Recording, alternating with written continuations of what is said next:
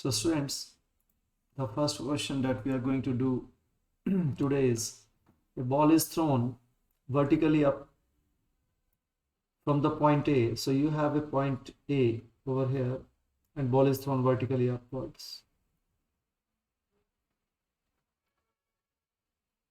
A person standing at height h. So there is a person standing over here at height h on the roof of the building and he tries to catch this ball, but he misses the catch and the ball overshoots, and at that point of time simultaneously the person starts a stopwatch. The ball reaches highest point and he manages to catch the ball when the ball returns. So here he caught the ball. By this time interval t has elapsed as recorded by the stopwatch. So time taken by the ball from here to here is t. If g is the acceleration due to gravity at this place, the speed at which the ball was thrown from the point A. So this is the, suppose u is the velocity with which the ball is thrown. What is this? U. This is what you have to find. So simple question. This point A. So the ball is thrown up with velocity u. This is what you have to find. And then ball reaches at point B, suppose. It went up and come down. So the time taken here is t. Okay. So and this height is h. So these are the variables that are given to you, and acceleration due to gravity. So the variables that you have is time t, height h, acceleration due to gravity g, and u you have to find. So these are the four variables that you are dealing with. Now let us make use of this t. This is separate motion. So a ball has gone up and came down, and time taken is t. So how much will be the time taken when the ball went up? Time will be t by 2. So t by 2 to go up and t by 2 to come down. So here, why do we want to take this? See, you can find the answer with both the ways. Here, suppose it is going with velocity v.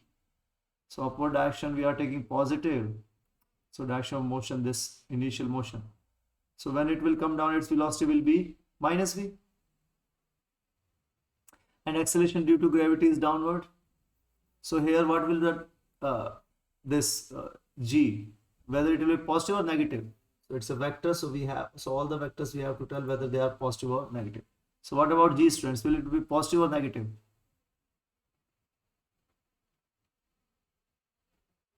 Yes. Upward direction you have taken positive. So the downward direction will be negative. So why you are hesitating in telling the answer? So this will be minus g.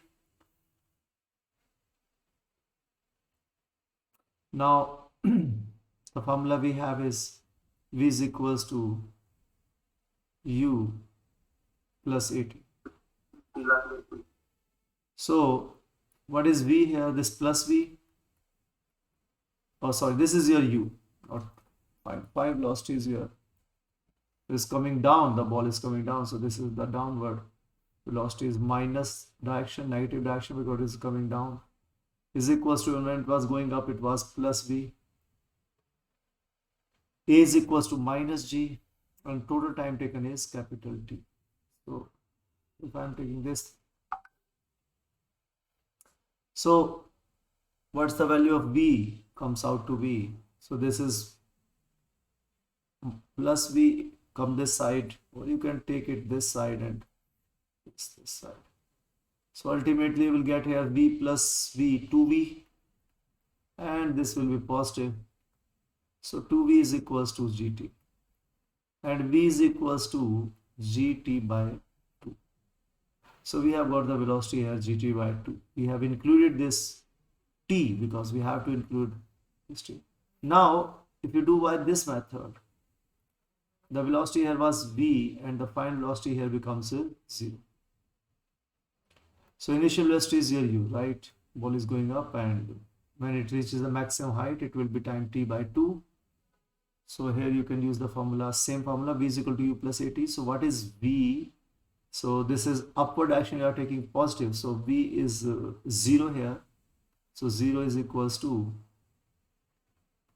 initial velocity u is plus v and a is minus g, and time is t by 2. So what do you get? You get v is equals to gt by 2.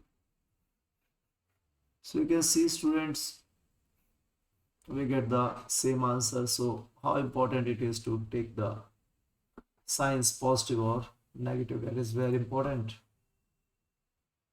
right?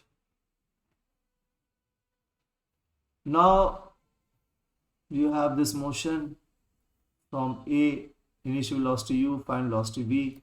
I'm taking this part of the motion now, means not this part but a to point b. Okay, a to b.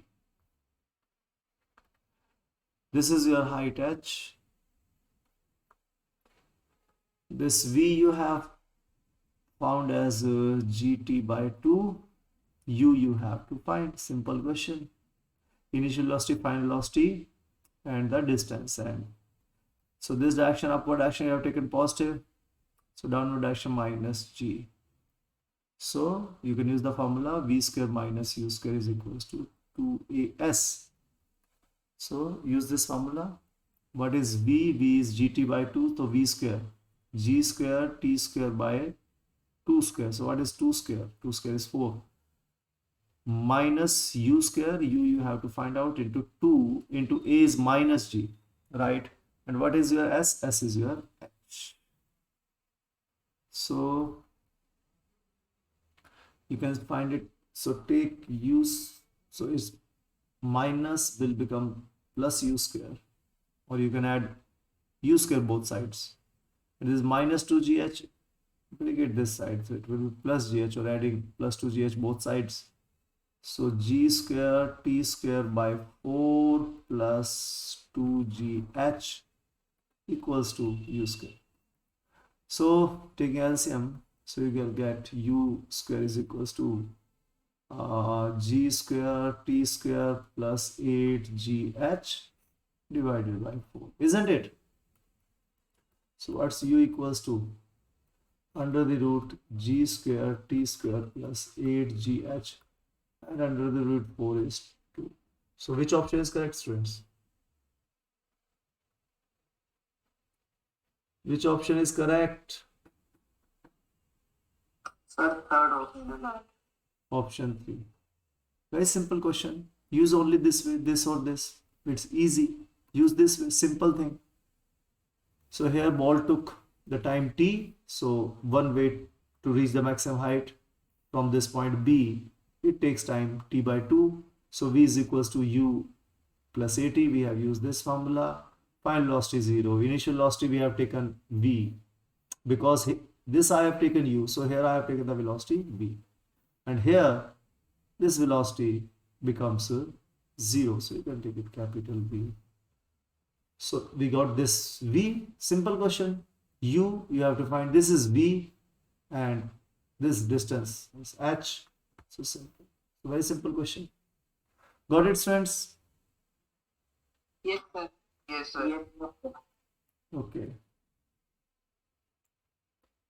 Now we have this question.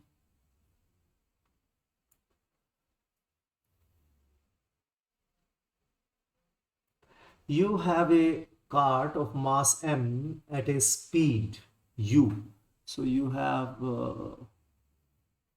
the cart, so its mass is m,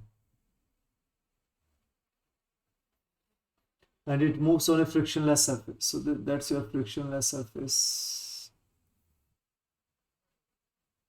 At regular intervals of length L, blocks of mass, so this at length L,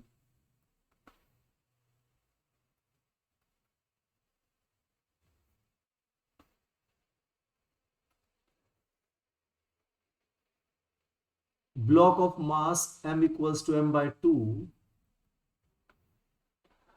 So a block of mass m by 2 is dropped vertically from the cart into the cart. So this mass is dropped vertically, this m2 into this cart.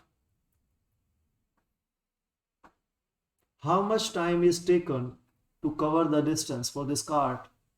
How much time will be taken for this cart to cover distance this L? Then further, again distance L. One more mass of m by 2 will put into the cart. So mass m was already there of the cart, m by 2 is put.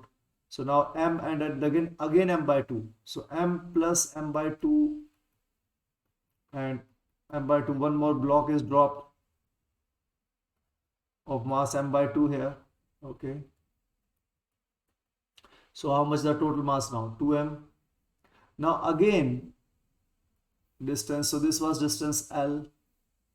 So again distance L, it moved further. So we have to reach 9 by 2L. 9 by 2L means 4.5L, 4.5L. So we have reached till now only 3L. So it means one more L, 4L, and then half of it. Okay. So half of L. Okay. So this L by 2.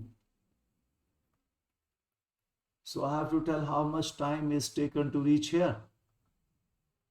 Okay, so here the total mass is again m by 2 more m by 2 is dropped. So m by 2 is dropped, again m by 2 is dropped, again m by 2 is dropped. So this time mass, here the mass was 2m, so now the mass will become 5 by 2m.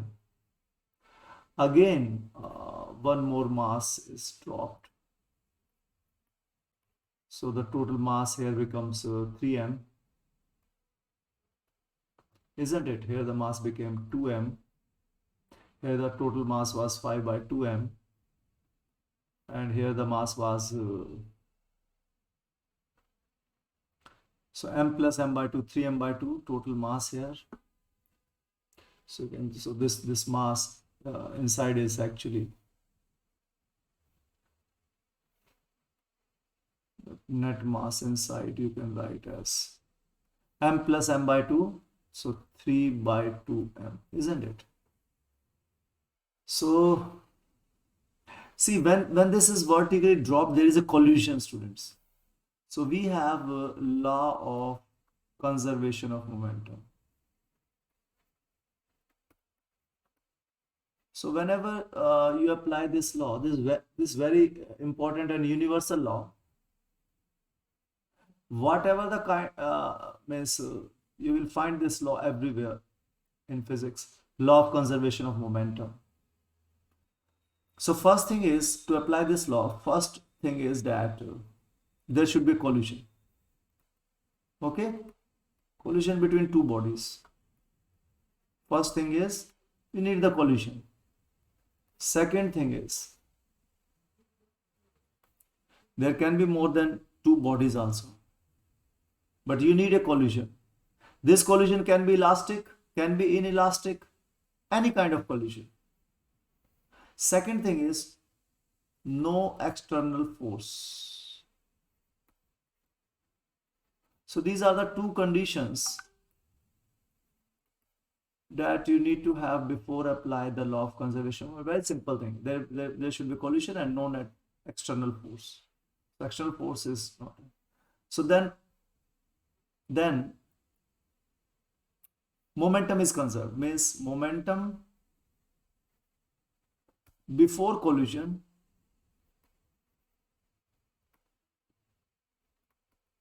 is equals to momentum after collision.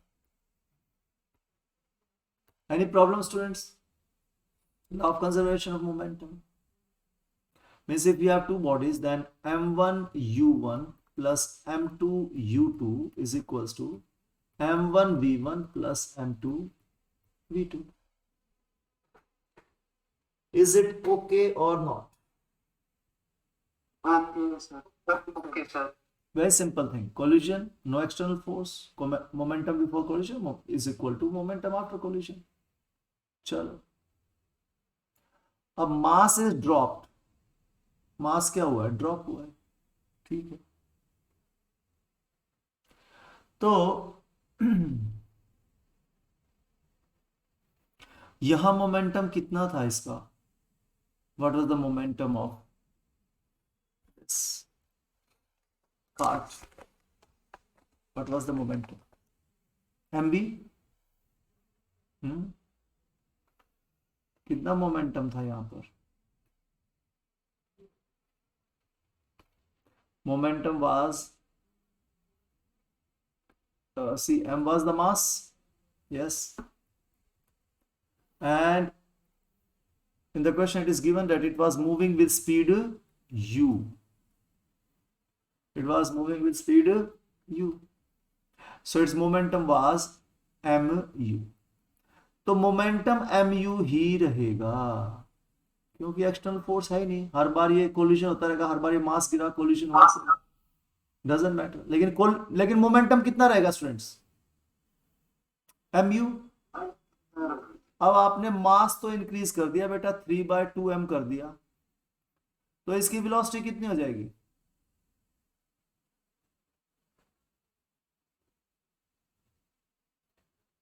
भाई total mu होना चाहिए ना. तो ये यहां आपको answer u चाहिए ना, सिर्फ m इंटू यू.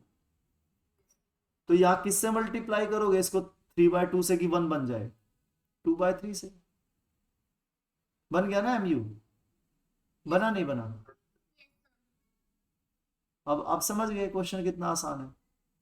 अब 2m मास हो गया, तो कितनी वेलोसिटी हो जाएगी? अब तो ये u से मूव कर रहा था, अब ये कितनी स्पीड से मूव करेगा जब इसके अंदर मास m/2 मिल गया? तो 2/3. अब बताओ कितनी स्पीड से मूव करेगा ये जब इसके अंदर एक m/2 और डल गया? तो बताओ मुझे, क्योंकि मोमेंटम तो mu होना चाहिए आपका.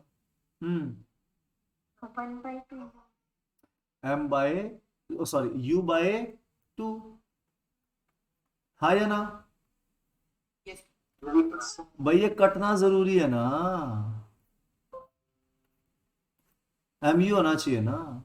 Initial momentum is equal to final momentum, तो वही रहेगा भाई. हाँ या ना?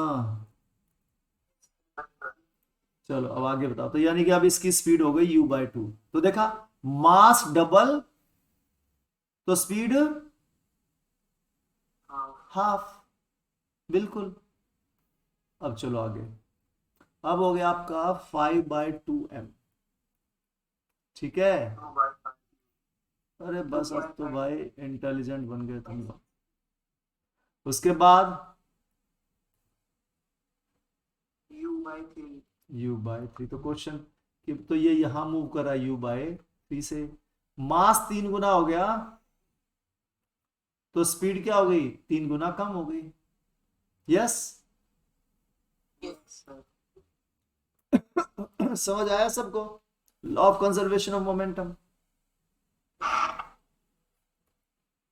आया नहीं आया? Very good. तो अब आपको निकालना है टोटल टाइम. यहां से यहां तक टोटल टाइम कितना लगा? तो यहां जो है आप ये L डिस्टेंस ट्रेवल करने में लगा टाइम t1, अगला L डिस्टेंस ट्रेवल करने में लगा टाइम t2, अगला L ट्रेवल करने में लगा आपका टाइम t3, अगला L ट्रेवल करने में लगा टाइम t4, और अगला L/2 ट्रेवल करने में लगा टाइम t5. है कोई प्रॉब्लम? नो. तो टोटल टाइम कितना हो गया? सबको ऐड कर दें. t1 plus t2 plus t3 plus t4 plus t5. Time क्या होता है? Distance upon speed. यस. तो डिस्टेंस तो सबका L है, डिस्टेंस सबका L है. है कि नहीं? Yes, sir. Yes, sir.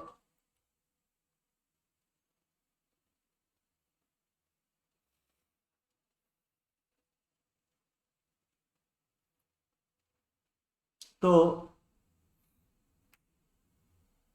Speed पहली बार कितनी है? u। अगली बार l डिवाइडेड बाय 2/3u। अगली बार, अरे बोलो भाई, हाँ t3 में, U/2. t4 में, 2/5. t5 में। 2/3. l कितना है t5 में? ये सॉरी, डिस्टेंस कितना है? l/2। समझ गए? हाँ, और स्पीड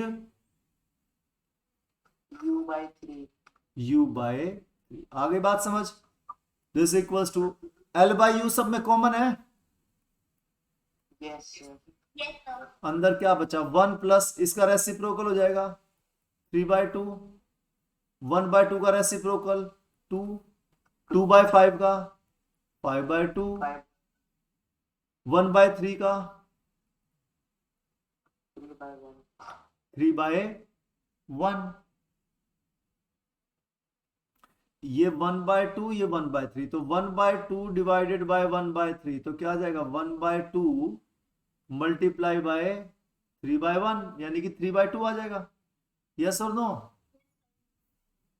Yes, sir. 3/3। तो चलो इनको ऐड कर दो, तो ये क्या बन गया? एलसीएम तो आपका 2 आएगा, अंदर क्या बचेगा? इसको ऊपर से 2 से मल्टीप्लाई करेंगे तो यहाँ कितना जाएगा? 2 प्लस 3 प्लस, यहाँ भी 2 से ऊपर से मल्टीप्लाई तो कितना आ गया? 4 प्लस 5 प्लस 3, तो कितना आया? 5 प्लस 3 8, 8 प्लस 4 12, 12 प्लस 5 17, Sir. तो 17/2 l/3। ये आ गया आपका टाइम टेकन।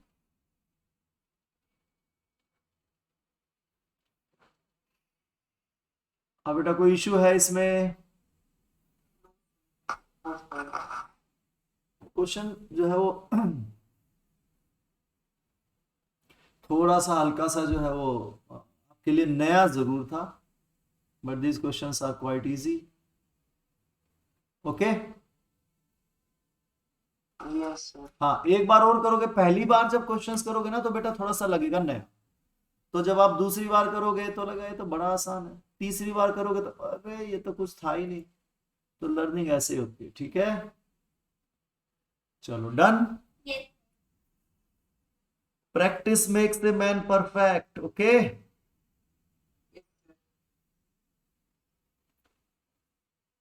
चलो अब करते हैं हम नेक्स्ट क्वेश्चन। अपना नेक्स्ट क्वेश्चन क्या है? तो स्टूडेंट्स नेक्स्ट क्वेश्चन है अपना 4 ब्लॉक्स हैं ऑफ डिफरेंट मासेस। ये m1 है, इसका मास 1 kg, इसका मास 2 kg, m3 का मास 1 kg और m4 का mass 5 kg, and they are connected with light inextensible strings. मतलब वो उनकी लेंथ नहीं बढ़ सकती, लाइट का मतलब मासलेस, तो हमारे सारे क्वेश्चंस में मासलेस स्ट्रिंग होती है। This system is pulled along A frictionless surface by A horizontal force of 36 Newton. तो ये 36 न्यूटन से इस पूरे सिस्टम को, सारे मासेस को, इनके बीच में रस्सी बांध रखी है। m1 m2 के बीच में रस्सी है, m2 m3 के बीच में रस्सी है, m3 और m4 के बीच में रस्सी है, और फिर उसके बाद यहां भी रस्सी है। रस्सी से आप उसको पुल करें तो जो रस्सी है वो रस्सी नहीं है, स्ट्रिंग है, धागा है, उसका कोई मास नहीं है और उसकी लेंथ बढ़ भी नहीं सकती। मतलब बिल्कुल एकदम जो प्लास्टिक वाली होती है ना, बिल्कुल पतले वाली रस्सी, देखिए व्हाइट कलर की है, वही है ये। Yes, sir. वही रस्सी है। तो आपको निकालना है कि आप जो मास m1 है इसको कितनी फोर्स से पुल कर रहे हो।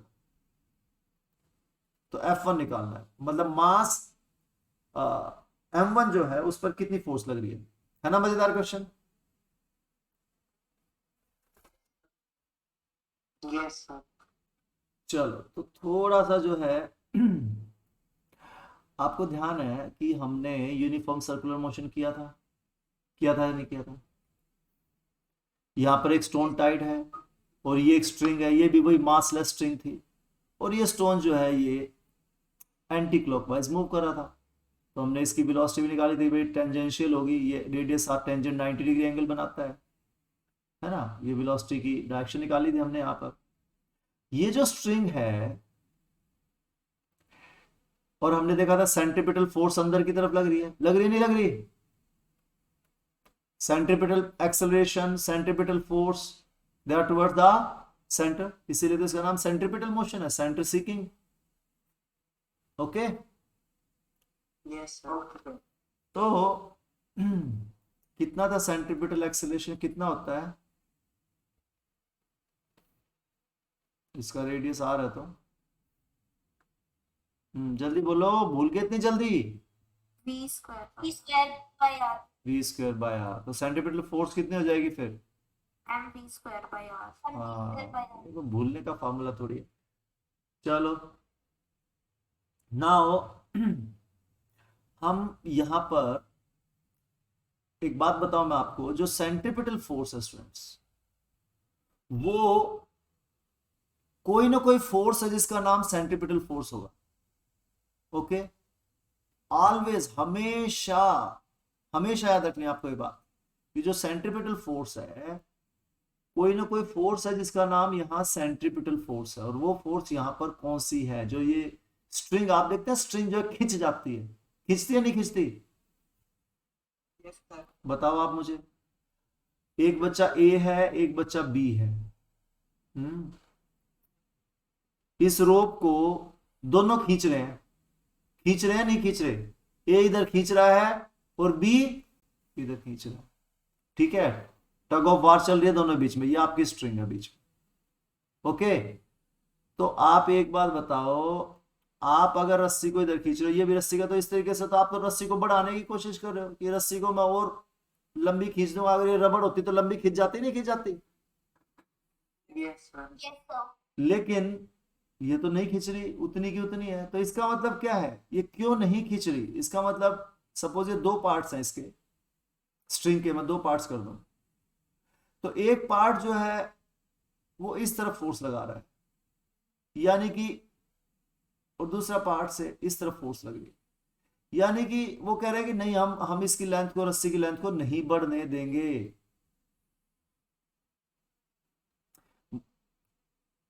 आप इसको तोड़ने की कोशिश कर रहे हो, रस्सी कहते नहीं, नहीं टूटूंगी, क्योंकि जो इंटरमोलिकुलर फोर्सेस होती है, दे आर सो स्ट्रॉन्ग। आप देखते हो, ये जो है, ये बंदा है, ये मतलब ये एक पहाड़ की चोटी है, ठीक है? और यहां से जो क्लाइंबर है, वो जो है वो डिसेंड कर रहा है, और यहाँ वो रस्सी, यहाँ पुली होती है, यहाँ वो रस्सी बांधता है, और रस्सी के सारे वो नीचे उतरता है कि नहीं? देखते हैं आप पीछे, तो वो रस्सी के भरोसे है ना वो तो कौन सी फोर्सेस है? Intermolecular forces.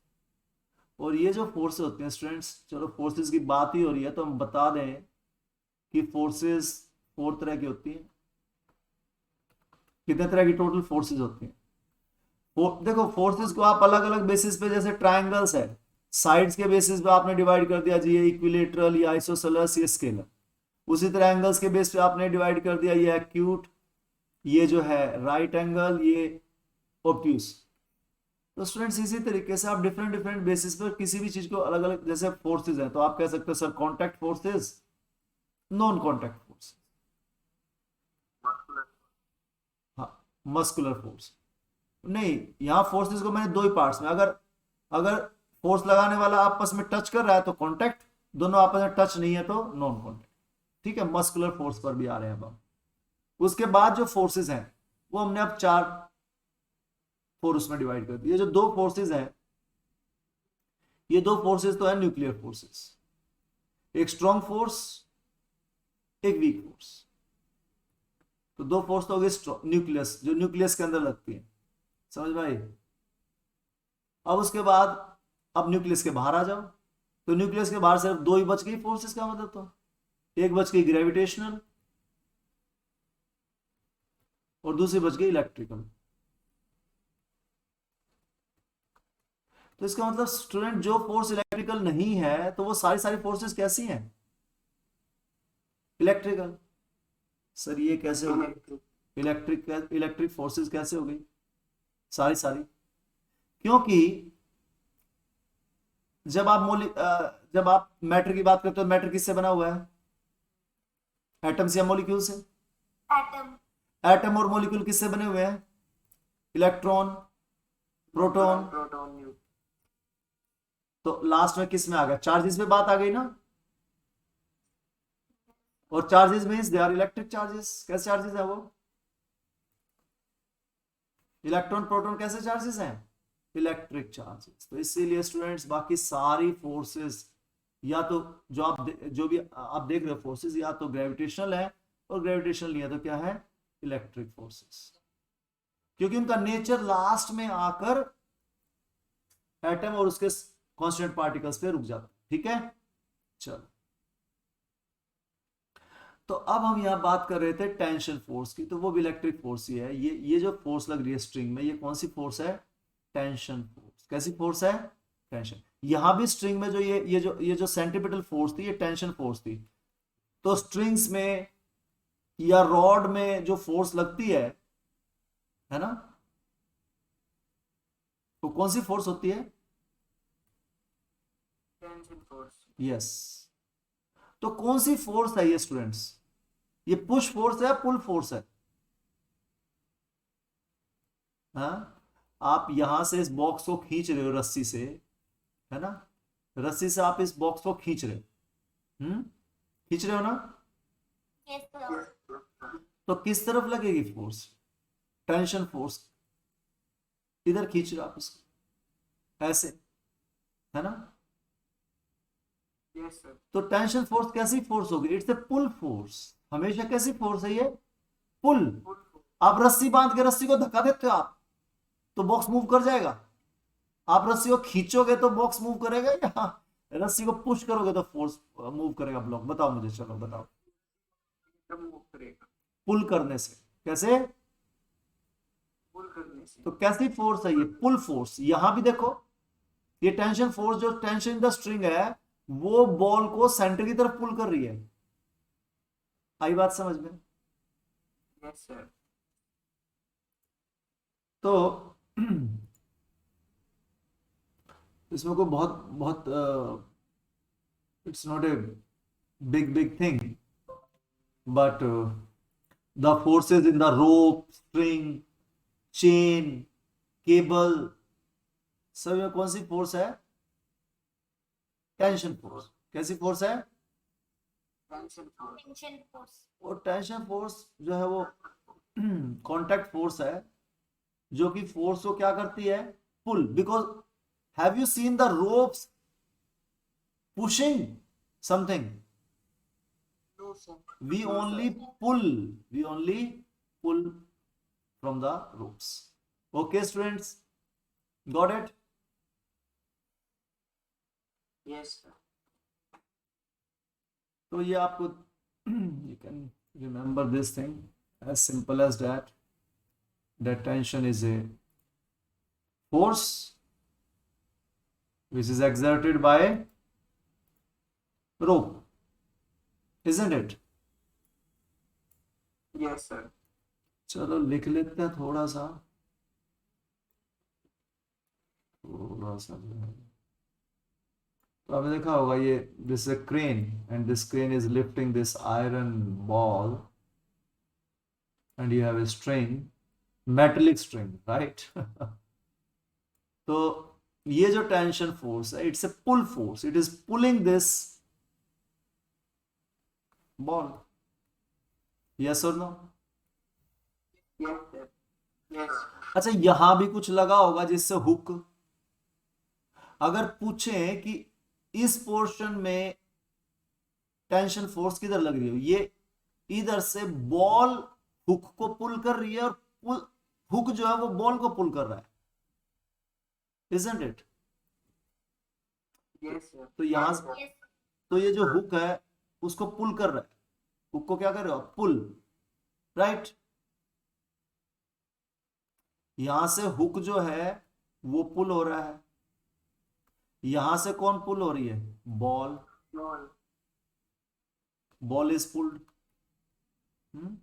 यहां से hook is pulled, who is pulling the hook, कौन पुल कर रहा है इसको नीचे की तरफ, ball, Ball. And who is pulling this ball, hook. Hook. तो ultimately it is a tension in the wire, okay. So this force which is exerted by, अब हम फिजिक्स में जाएं तो this tension is exerted by the rope, tension is exerted by the rope, okay. Okay, sir. So tension is the force which is who exerted, rope. Here it is here the ball is here this tension is exerted by the rope on the ball, किस पर लग रही है ये, On the ball. On the ball, और यहां on the hook. Hook. तो tension force किस में होती है, कौन लगाता है इसको, रोप, केबल, चेन, आ गई बात समझ में। Yes, yes, sir. चलो आसान है, धीरे धीरे क्वेश्चंस करेंगे, कुछ नहीं इसके अंदर, इजी थिंग। चलो स्टूडेंट्स अब ये क्वेश्चन करते हैं, इसको निपटाते हैं इस क्वेश्चन को। तो सिंपल थिंग, ये आपके 4 मासेस हैं, बस और बड़ा कर देते हैं इसको।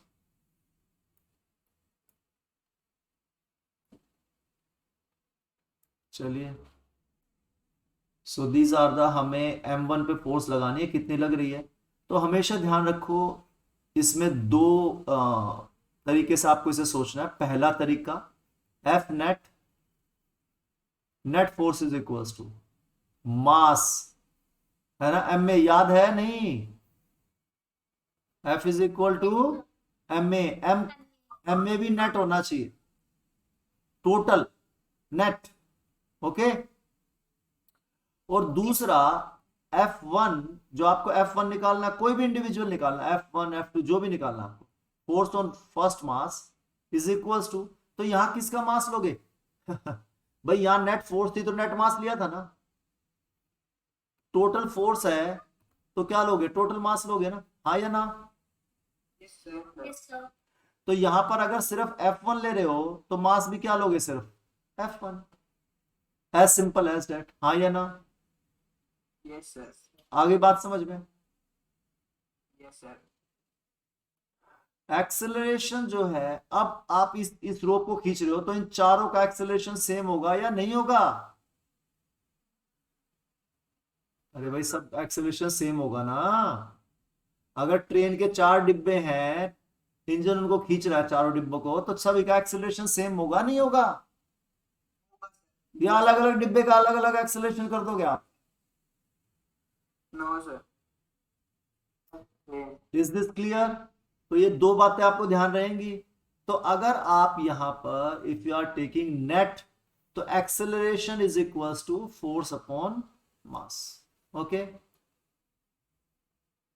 तो क्या आ जाएगा, acceleration is equals to force upon mass. Force कितनी लग रही है, F net upon mass, net mass कितना हो गया, M1 plus M2 plus M3 plus M4, हाँ या ना। Yes, sir. तो एक्सेलरेशन कितनी आई आपकी, Yes, sir. F नेट कितना है बेटा, 36 है ना। मास सारे ऐड कर दो, 1 + 2 + 1 + 5 कितना आया, 36 Newton. हाँ, अपॉन 9, 36 न्यूटन, और मास कितना आपका टोटल 9 kg हो गया ना, चारों को ऐड करोगे तो, Yes, sir. अरे 1 + 1 + 2 +1 +5 kg कितना हो गया टोटल? 4 + 9, 4 + 5 9 kg हो गया ना बेटा। तो उस 9 kg में कितनी फोर्स लग रही है? 19. 36 न्यूटन लग रही है ना। ये कितनी फोर्स है? 36 Newton. 36. तो एक्सेलरेशन कितना हो गया? 4. 36 by 9 kg.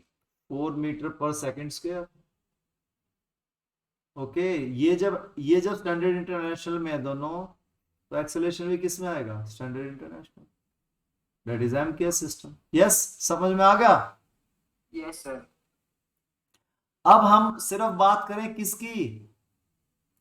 M1 की। Okay, Okay, sir. तो टेल मी M1 पे फोर्स जो लग रही है वो कितनी फोर्स लग रही है भाई M1 पर? ए की तो फोर्स लग रही है। कौन सी फोर्स है ये? 4 Newton. Tension force. Tension force. Very good. ए की तो फोर्स लग रही है, इसके ऊपर टेंशन फोर्स। तो force is equals to mass into acceleration. तो F1 क्या है? यहां पे टेंशन फोर्स है F1। अरे हाँ या ना? Yes, sir. Yes, sir. तो F1 इज इक्वल्स टू जो टेंशन फोर्स है उसी का नाम क्या है? F1 लिख दो उसको, या टेंशन लिख दो, एक ही बात है। तो force on 1 is equals to mass. Mass कितना है? 1 kg था ना। 1. 1। एक्सेलरेशन कितना है इसका? सभी का सेम एक्सेलरेशन होगा, हमने डिस्कस किया था, अभी निकाला है 4। 4. तो कितनी फोर्स लग रही है इसके ऊपर? 4 Newton. 4 Newton. Is this done? Yes, sir. बात समझ आ गई? Yes, sir. चलो तो अगला question. Velocity time graph of motion of 2 cars. थोड़ा सा जो ग्राफ गलत है, ये ऐसे होना चाहिए, ऐसे। ठीक है, ऐसे होना चाहिए इसको, ऐसे। पैराबोला ये ऐसे। चलो, तो स्टूडेंट्स हम पहले भी क्वेश्चन कर चुके हैं इस तरीके का। Cars A and B shown in the figure, choose the correct statement. Acceleration of 2 cars are equal. क्या एक्सेलरेशन दोनों कार्स का इक्वल है टाइम t0 पर? यहां पर t is equal to t0। चलो इसको t0 लिख लो भाई। क्या इस समय पर क्या दोनों का एक्सेलरेशन सेम है? एक्सेलरेशन क्या होगा? वेलोसिटी टाइम ग्राफ है ना, तो इसका स्लोप क्या होगा? Change in y x upon change in x axis, change in velocity upon change in time. Acceleration होगा ना। तो दोनों का स्लोप मींस एक्सेलरेशन। क्या दोनों का स्लोप सेम है? इसका स्लोप तो ये है b का, और a का स्लोप ये है। क्या दोनों का स्लोप सेम है क्या? No, sir. तो will there acceleration be same? No, sir. Okay, next. So this is not the correct statement. Acceleration of 2 cars are equal to each other at an instant greater than t0. यहां इसका slope increase हो रहा है, decrease हो रहा है? Students tell me, is the slope increasing और decreasing? Increasing. भाई यहां थीटा देख लो ना, थीटा इंक्रीज हो रहा है या डिक्रीज हो रहा है? Increase. ओके, तो स्लोप इज इंक्रीजिंग। तो यहां इस लाइन का जो स्लोप था, 0 से स्लोप स्टार्ट हुआ और इसका स्लोप ऑलरेडी कुछ है ना? Yes, sir. और यहां किसका स्लोप ज्यादा हो गया है? कार बी, यानी कि बी की एक्सेलरेशन ज्यादा है यहां पर, और ए की एक्सेलरेशन कम है। Is this okay? Yes, sir. तो कार बी की एक्सेलरेशन 0 से ए से भी ज्यादा हो गई। इसका मतलब क्या हुआ कि बीच में कोई ऐसा पॉइंट आया था जब इन दोनों का कोई ये ऐसा पॉइंट है, यहां पर स्लोप इसके क्या हो गया? पैरेलल। ओके, हो गया ना। तो यहां पर दोनों की एक्सेलरेशन क्या है, सेम इस पर्टिकुलर टाइम पर। ओके, कैसे पता लगेगा वो टाइम, इस पर्टिकुलर टाइम पर, at this particular time t1 they have same slope, they have same acceleration. Is this clear? तो वो टी नोट से पहले सेम होगी या टी नोट के बाद, तीन के बाद तो टी नोट के बाद, यहां कहीं पहले, हाँ? पहले पहले पहले होगी ना। इसका स्लोप 0 से स्टार्ट हुआ था और यहां इसका स्लोप ए से ज्यादा हो चुका है, बी का स्लोप। ओके, ए का पहले से कुछ स्लोप रहा होगा, सपोज स्लोप था इसका 1.5, ए का एक्सेलरेशन, बी का था 0। अब बी का तो हो गया यहां पे सपोज 5 और ए का तो 1.5 ही है। आई कुछ बात समझ में?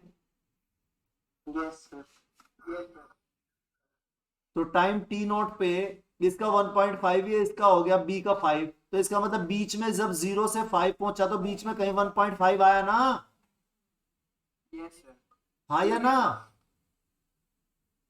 या टी नोट के बाद आएगा, इसका तो 1.5 ही रहेगा, टी नोट के बाद इसका तो 1.5 ही रहेगा, लेकिन इसका क्या हो जाएगा, 5 से 7 हो जाएगा, 5 से ग्रेटर होगा, 5.1 5.2, इसका तो 1.5 ही रहेगा। तो कहां पर सेम होगा दोनों का slope, before T note before T note. ये देख रहे हैं आप, यहां पर दोनों स्लोप क्या है, सेम। तो कौन सा ऑप्शन करेक्ट है स्टूडेंट्स, ऑप्शन सी ऑप्शन